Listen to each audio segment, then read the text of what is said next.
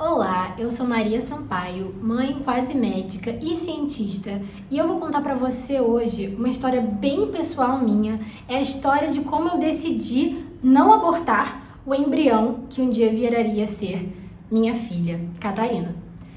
Eu tô contando pra você porque eu não abortei a minha filha, justamente para mostrar que abortar ou não abortar é uma decisão que concerne a mulher. E eu realmente espero que essa história possa ajudar vocês a entender pelo menos duas coisas. A primeira é vocês visualizarem a quantidade de privilégios que eu tive e que eu teria caso tivesse optado por fazer um aborto. E a segunda coisa é pra gente falar sobre esse assunto, continuar falando e não esquecer que isso é muito importante. A gente tem falado sobre isso lá no meu Instagram. Se você não me segue, eu vou deixar ele aqui. Corre lá, porque tá todo mundo online. A luta é online. Depois da vinheta, eu vou contar essa história pra você.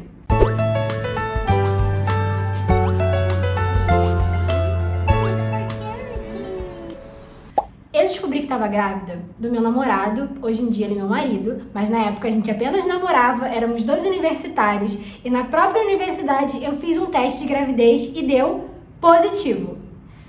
Isso pode parecer pouco surpreendente, mas eu tinha DIU de cobre. Eu tinha ido colocar o DIU de cobre junto com ele. Eu tinha feito o exame, o DIU de cobre estava lá no meu útero e aí eu me vi grávida. Eu fiz um exame e eu estava grávida. Como que isso podia ser? Eu não tive nem tempo para pensar o que eu queria em relação a isso, como eu me sentia. Eu fui falar com o Bruno e ele e eu tínhamos uma coisa muito forte em comum. Nós dois não queríamos ter filhos de jeito nenhum. A gente já tinha conversado sobre isso. No nosso primeiro encontro, a gente falou sobre não querer ter filhos. A gente queria outro foco para nossa vida. A gente queria se juntar, morar juntos algum dia, viajar, trabalhar. Mas filho não, a gente não queria filho. Por isso eu optei pelo DIU. E você pode imaginar a nossa surpresa quando eu descobri que eu estava grávida. Quando eu falei para ele a realidade, quando eu falei pra ele que eu tinha um teste positivo, sabe qual foi a primeira coisa que ele falou pra mim? Ele perguntou assim: você quer abortar, né?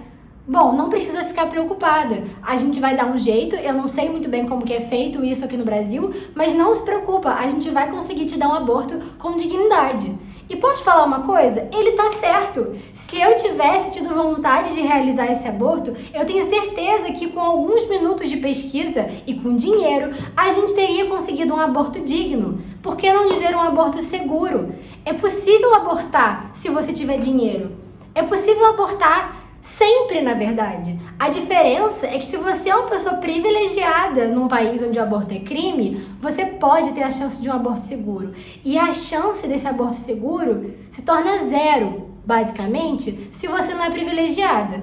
Mas vamos voltar à minha história e como que foi esse processo de eu decidir que eu não queria um aborto.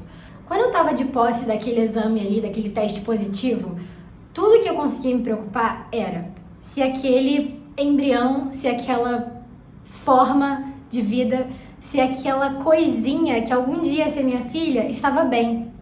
O sentimento que tomou conta de mim foi um sentimento muito forte de amor. E é claro que esse sentimento era alimentado pelo fato de que eu amava o pai da minha filha, de que eu sabia que independente do que acontecesse, ele era um homem desconstruído, bem educado, então ele ia ser um bom pai. Ele tinha essa bagagem de já achar que as mulheres não têm que arcar com a maternidade sozinha, com a carga sozinha. A gente estava na faculdade sim, mas a gente estava no final da faculdade. É uma situação muito mais privilegiada do que de muitas pessoas. Então, é claro que esse amor, ele foi natural. Ele foi até hormonal. Mas eu permiti que ele me preenchesse por todos esses fatores. E fato é que realmente, quando o Bruno me perguntou se eu queria fazer um aborto, eu respondi não, eu não queria. E o sentimento foi muito genuíno, na verdade, agora falando aqui de forma bem sincera, o que eu senti naquele momento era: cara, eu não quero ir num médico e eu não quero que ele me diga que esse teste era um falso positivo. Eu não quero que essa verdade, esse positivo, seja algo diferente de uma gravidez. É muito estranho isso vindo de uma pessoa que não queria ter filhos, eu concordo com você.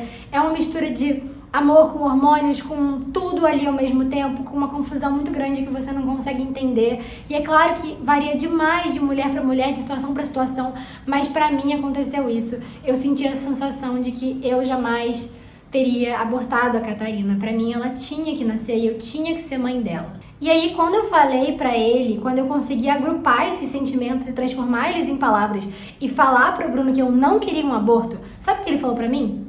Ok, a decisão é sua. Abortar seria sua decisão, não abortar seria sua decisão. E olha, ele falou isso, mas muitas pessoas falaram que eu tinha que abortar. E esse é um lado do aborto que a gente também não fala muito. A pressão para abortar. Sabia que tem muitas mulheres, enquanto a gente tá aqui nessa conversa, tem muitas mulheres que, na verdade, queriam ter seus bebês e as pessoas ao redor dela estão dizendo que ela vai estragar a vida dela, aquele filho, que ela tem que abortar. Sabia que tem abortos que são pressionados? Eu conheço uma pessoa que ela engravidou na adolescência e ela foi levada para uma clínica de aborto à força.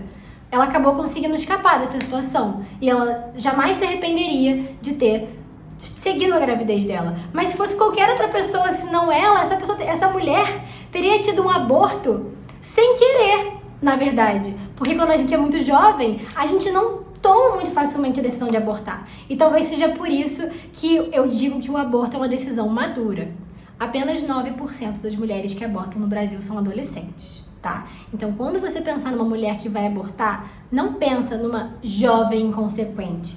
Não pensa numa pessoa que tem que ser condenada, punida, perseguida. É uma mulher grávida, passando por um turbilhão de emoções, de sentimentos, por uma situação horrível. Porque descobrir que tá grávida, a menos que você esteja planejando esse filho há séculos, descobrir que tá grávida é um momento horrível pra todo mundo. E as mulheres não merecem mais perseguição, mais carga ainda em cima disso por pessoas que não conhecem elas.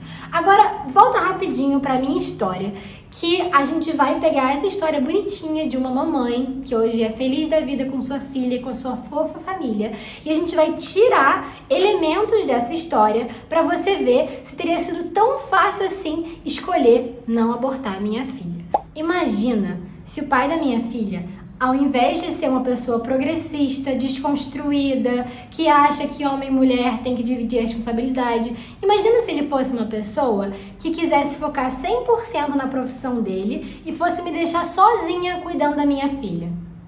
Será que eu não teria que realmente desistir de todos os meus sonhos para cuidar de um bebê? E tem dois problemas em desistir de todos os seus sonhos para cuidar de um bebê indesejado. O primeiro é o bebê. Não é justo com ninguém nascer num ambiente em que não te quiseram. E não é vergonha dizer que você não quer ser mãe. Não é vergonha. E o segundo problema com essa coisa de largar seus sonhos de lado é que, cara, você tá nessa vida pra ser feliz. Eu acredito fortemente que as mulheres estão nessa vida para serem felizes. Os humanos estão. Eu li um livro sobre uma enfermeira que cuidava de pacientes terminais. E um dos maiores arrependimentos que ela constatou que as pessoas têm no leito de morte, você sabe qual é? O arrependimento de não ter vivido a vida que a pessoa quis viver. Imagina todos os sonhos que todas as mulheres podem vir a ter. Esses sonhos, eles podem ser facilmente interrompidos a qualquer momento se o óvulo errado encontrar o espermatozoide errado? Não.